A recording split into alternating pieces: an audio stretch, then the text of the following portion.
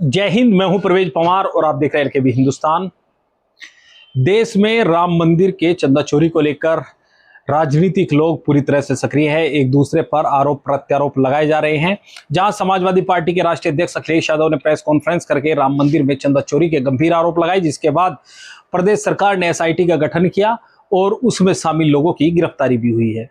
तो समाजवादी पार्टी इस मुद्दे को लेकर बड़ी सक्रिय है और लोगों के बीच जा रही है। तो हमारे साथ समाजवादी पार्टी के वरिष्ठ नेता और सहारनपुर नगर विधानसभा सीट के संभावित उम्मीदवार हैं, क्योंकि लगातार क्षेत्र में सक्रिय हैं, टिंकू अरोड़ा जी, और पार्षद हैं सहारनपुर नगर निगम में। इनसे चर्चा करेंगे कि जो ये राम मंदिर में चंदा चोरी का प्रकरण है, इसको यह किस तरह से देखते हैं। सबसे पहले तो आपका स्वागत है। बहुत बहुत धन्यवाद परवेज भाई। टिंकू भाई, जिस तरह से राम मंदिर में चंदा चोरी को लेकर आपकी पार्टी लगातार आरोप लगा रही है कि चंदा चोरी हुई है, उसके बाद एसआईटी का गठन हुआ, कार्रवाई भी हुई है, क्या कहेंगे? आरोप नहीं लगा रही, सच्चाई को बताया गया है। और वो सच्चाई आप देखिए, 80 लाख की बरामदगी एसआईटी गठन होने के बाद 25 दिन बाद एफआईआर दर्ज हो रही है। अब चंपत और उनकी दोनों का इस्तीफा मंजूर हो गया। ये तो लाखों की नहीं, करोड़ों की चोरी है। और इसमें ये निचले स्तर के तो ये मोहरे हैं, असली खिलाड़ी तो बच चुके हैं और वो हर खेल में बच जाते हैं। चाहे शुरू में जब राम मंदिर का निर्माण होना था तो चंदा चोरी का मामला हो, दुनिया भर का पैसा लोगों ने भगवान राम के मंदिर निर्माण के लिए दिया। 3 करोड़ वाली जमीन 18 करोड़ में खरीदी गई, तब कोई एक्शन नहीं हुआ। करोड़ों रुपए लोगों ने, आस्था थी लोगों की वहां, लोगों ने दोनों हाथों से भगवान राम के चरणों में अर्पण किया। जो भी चढ़ावा वो इन लोगों ने सब चुरा लिया। इन लोगों ने लूट मचाई और मैं तो कहूंगा इन्होंने लाखों नहीं, करोड़ों लोगों की भावनाओं से खिलवाड़ करा है। इन लोगों के लिए यह समझ लीजिए कि पैसा ही सब कुछ है। लोगों की धार्मिक भावनाएं, लोगों की मन को इतना ठेस पहुंचाया इन लोगों ने, इनके लिए कोई मायने नहीं रखती किसी की भावना, धर्म, इनके लिए सब कुछ पैसा है।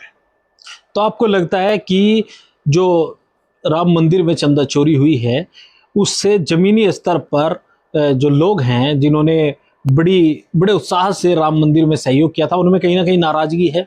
थोड़ी बहुत नहीं, बड़ी संख्या में नाराजगी है और आने वाले समय में 2027 में आपको देखने को मिलेगी। मैं तो धन्यवाद करना चाहूंगा अपने नेता अखिलेश यादव जी का, जिन्होंने इन चोरों का पर्दा उजागर करने का काम किया। नहीं तो ये आगे भी लगातार लूटते रहते। 400 निजी कर्मचारी लगाने का क्या मतलब है? वहां पर फोर्सेस थी, 400 निजी कर्मचारी जो आपके अंडर में है, जिनकी आप तनख्वाह निजी रूप से दे रहे हो। आपके सामने कुछ भी हो जाए, आप देखो कितना चोरी हुई और खुलासा सिर्फ अभी 80 लाख रुपए का हुआ है। क्यों? क्योंकि वो सारा पैसा उत्तर प्रदेश में नहीं, बाहर जा चुका है। जहां इन्हें शिफ्ट करना था इन्होंने शिफ्ट कर दिया है। लेकिन मैं ये बात कहूंगा, जिसने भी भगवान राम के और लाखों करोड़ों श्रद्धालुओं की आस्था और भावनाओं के साथ खिलवाड़ किया है, वो इसी जन्म में भुगत कर जाएगा। 101% यही जन्म में वो भुगत कर जाएगा। और मैं जनता से भी निवेदन करना चाहूंगा कि आप लोग ऐसे लोगों के खिलाफ पूर्ण रूप से मुखर होकर उन्हें जवाब देने का काम करिए। जब तक ये लोग नहीं हटेंगे, तब तक ये लोग भगवान की मर्यादाओं को भंग करके अपने को लाभ पहुंचाने के लिए चंदा, चरावा, जमीनों में घोटाला, लोगों के साथ गलत करते रहेंगे और खुद मालामाल होते रहेंगे। और इसमें नुकसान सीधा सीधा जनता का है। अब भारतीय जनता पार्टी के लोग कह रहे हैं, जो राम मंदिर निर्माण के समय राम मंदिर का जब विवाद चल रहा था तो कार सेवकों पर गोली चलाने वाले अब चंदा चोरी पर सवाल खड़े कर रहे हैं। देखिए, मैं आपको बता दूं स्पष्ट, कार सेवकों पर गोली चलाई नपेंद्र मिश्रा ने। नपेंद्र मिश्रा आज के समय में राम मंदिर ट्रस्ट के अध्यक्ष हैं और वो भी गोली जो चलवाई गई वो उनसे बीजेपी ने ही साठगांठ करके चलवाई, क्योंकि वो बीजेपी के टच में थे, आरएसएस के टच में थे और वो हमारी सरकार को बदनाम करना चाहते थे। आदरणीय नेताजी ने उन्हें यह आदेश दिया था कि आप स्थिति को संभालो, लेकिन उन्होंने बीजेपी और आरएसएस से मिलकर कार सेवकों पर गोली चलाई, जिसका खमियाजा यह हुआ कि हमारे सरकार को बदनामगी मिली। लेकिन नपेंद्र मिश्रा ने स्वयं अपने बयान में खुद कबूल किया है कि कार सेवकों पर गोली मैंने चलवाई। एक व्यक्ति कार सेवकों पर गोली चला रहा है, उसे ही आप राम मंदिर ट्रस्ट का अध्यक्ष बना रहे हो, तो दोनों बातों में झोल आ गया ना? या ऐसे आदमी को राम मंदिर ट्रस्ट का अध्यक्ष बनाया जा सकता था? आप बताइए। तो आपको लगता है ये तमाम साजिशें हुई हैं? ये तमाम साजिशें। समाजवादी पार्टी हर धर्म का सम्मान करती है। समाजवादी पार्टी ने हमेशा वो काम किया है जिससे जनता हित का काम हो, चाहे वो शिक्षा के क्षेत्र में हो, स्वास्थ्य के क्षेत्र में हो, रोजगार के क्षेत्र में हो, या बच्चों को लैपटॉप वितरण हो, महिला पेंशन हो, या आगरा एक्सप्रेस वे हो। आदरणीय अखिलेश यादव जी एक विजनरी नेता है और उनकी सोच यह है कि जब हम बच्चों को शिक्षा देंगे तब बच्चा आगे बढ़ेगा।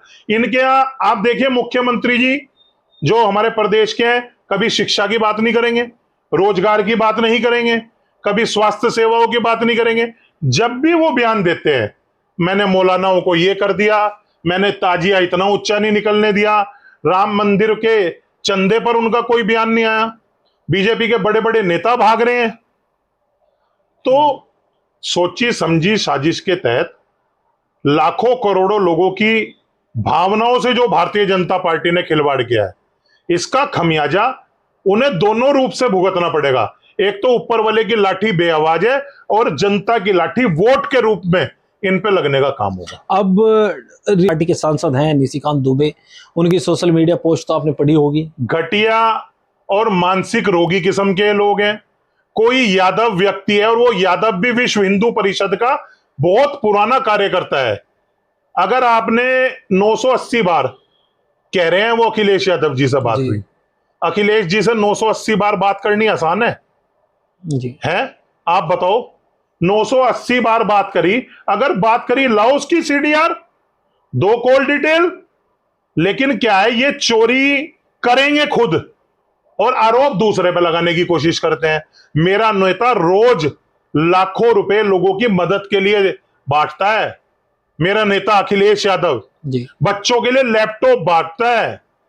जो मृतक है, जिनके परिवारों की आर्थिक स्थिति कमजोर है, उनको आर्थिक सहायता भेजता है। मेरा नेता गलत बयानबाजी नहीं करता। मेरा नेता देश को और प्रदेश के युवाओं को आगे बढ़ाने की बात करता है।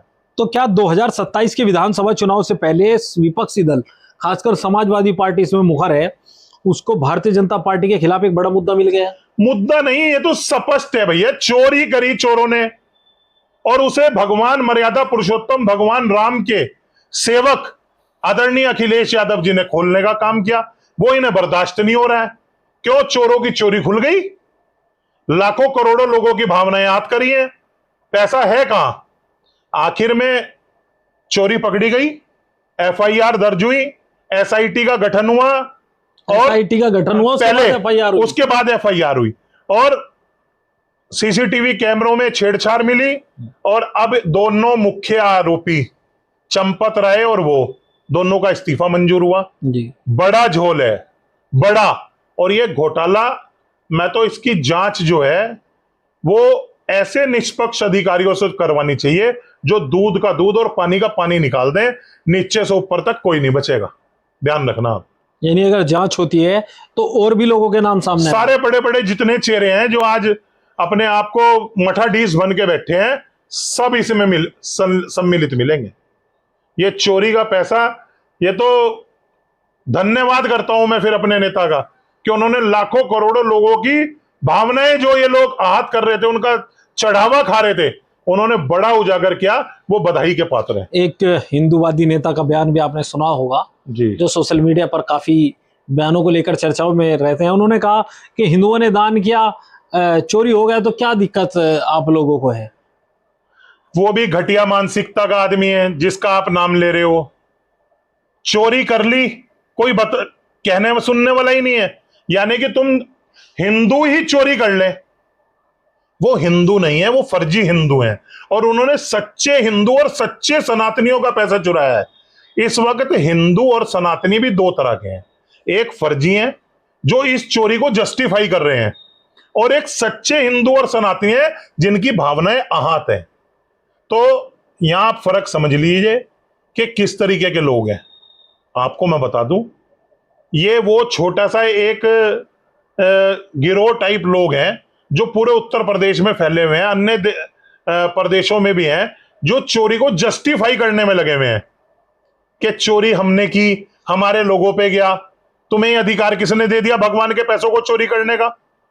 और मंदिर भगवान का है, वहां पर हिंदू भी जा सकता है, सिख भी जा सकता है, ईसाई भी जा सकता है और वो सब चढ़ावा चढ़ाते हैं। किसी की हिम्मत 10 की है, किसी की 10,000 की है। आपको चोरी का अधिकार किसने दे दिया भगवान के पैसों पे? सोने के आभूषण क्या और पता नहीं क्या क्या भगवान राम के चरणों में लोगों ने चढ़ाया, ये सारा माल पी के चंपत राय ने सब चंपत कर दिया।